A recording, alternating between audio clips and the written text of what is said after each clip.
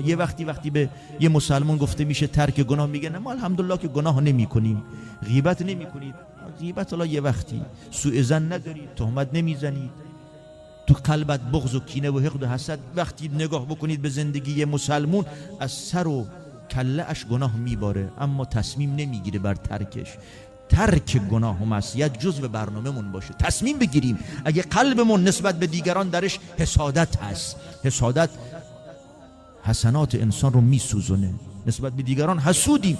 اگر بغض و کینه دارید، قهرید.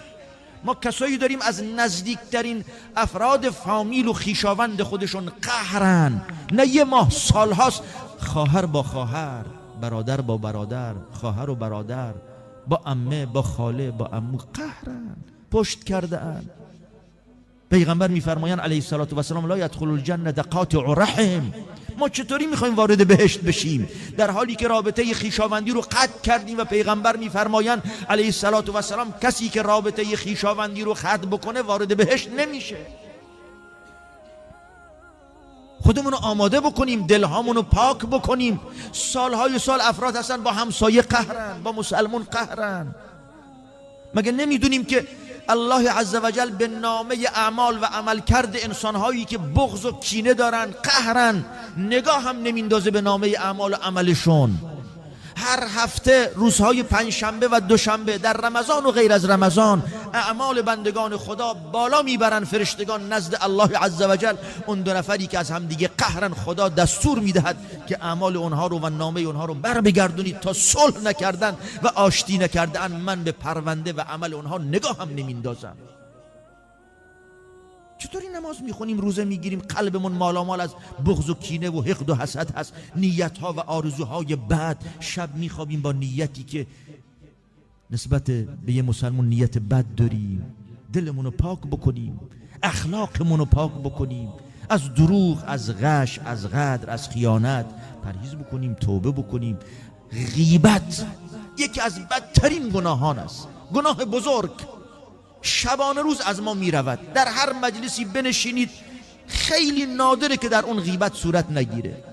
وقتی به یه مسلمان هم گفته میشه شما غیبت کردید، میگه من که دروغ نگفتم، چیزی که گفتم پشت سرش توش هست، اون عیب توش هست. خب اگر نباشه که تهمتش زدید، اگر باشه همون عیبی که درش دیدید به چشم خودت، کسی هم بهت نگفته، به چشم خودت دیدید چه عیب در جسم او، چه عیب در رفتار و کردار او و اخلاق او. درسته یه نفر ممکنه گناه کرده، یه نفر ممکنه بخیله، سنگدله، به کسی دشنام داد.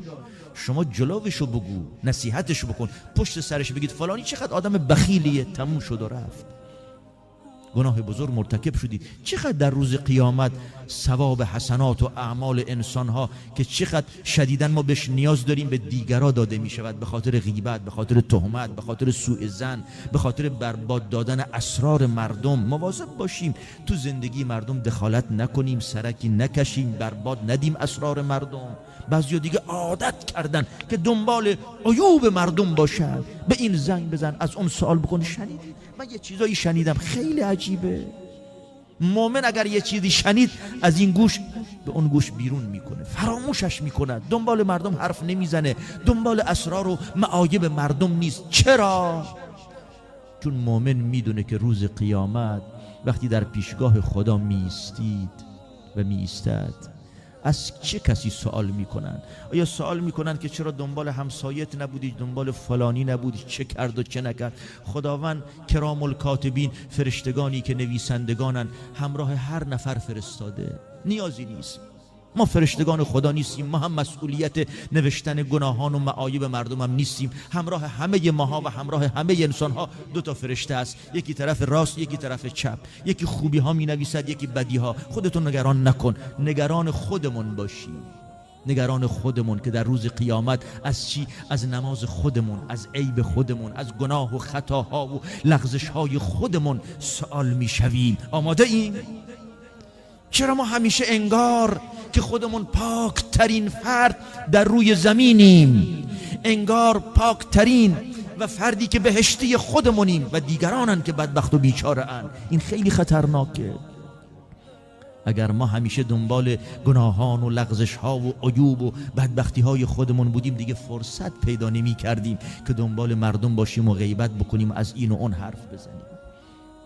پس بیاییم این گونه برنامه ریزی بکنیم تا الله عزوجل وقتی به نیتمون، تصمیممون، آرزومون نگاه بکنه، نیت‌های صادقانه، مخلصانه،